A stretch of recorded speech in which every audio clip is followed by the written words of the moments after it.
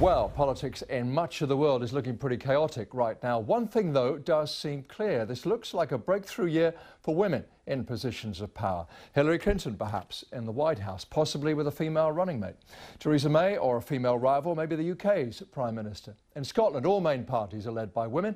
And, of course, there's Angela Merkel and Christine Lagarde, all in top roles. Let's find out why this is happening now. If possible, we can speak to Marianne Schnall, founder of Feminist.com, journalist and author of What Will It Take to Make a Woman President. Well, what will it take, Marianne? Well, I think, one of the things I learned from my book is that it's not one of those sort of simple questions. This question of why we've never had a woman president in the U.S. and what it will take is sort of this lens into so many interconnecting issues that, affect sort of politics, women, and, our culture.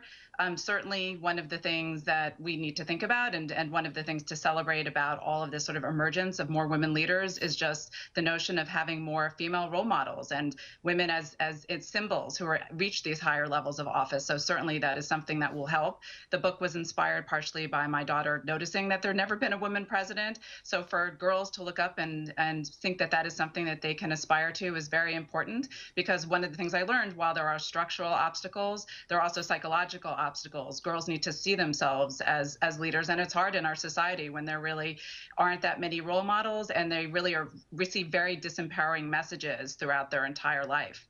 And yet, of course, as you know, as we all know, there is plenty of sexism and racism out there on the streets, in business, on social media. Is it connected, do you think? I mean, if it is a movement, do you think it's connected in any way to what seems to be a general mood in elections around the world for voters to go against the more establishment candidates, the more obvious candidates?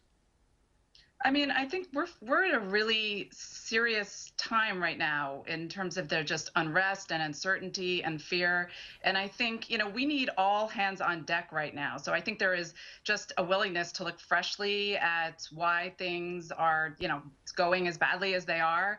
And maybe one of the solutions we could try is women, who are half the population, have really not been seated at the tables where decisions are being made, where solutions are being crafted, where, half the population and these democracies that, seek to represent the populations they serve, you can't do that if you have so few women that are in positions of leadership. So I think part of what we're seeing is that there's sort of a willingness to, try new things, including having more women, and the notion that there may be qualities that women bring to leadership that could be especially meaningful right now. I mean, when I did the interviews for my book, a lot of people spoke to the fact that women tend to be, generally consensus builders and have a collaborative approach, be very empathetic.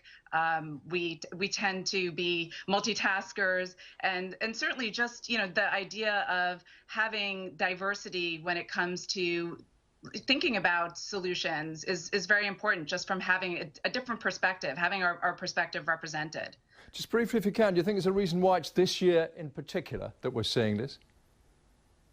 I just think I think there's a lot that's happening sort of in our culture and the zeitgeist. I think there's a growing intolerance for sort of outdated paradigms of, sexism and racism. I think that you're hearing an outcry more from the public in terms of this is not acceptable in the, our modern day world to have people judged by those type of, unrealistic divides. And so I think that part of what we're seeing, and in terms of even just the outcry that there is when there is sort of sexist treatment of women leaders or incidences of racism, I just think that there's a growing intolerance, that there is a new paradigm that is really, seeking to emerge, that is a more equal and diverse world.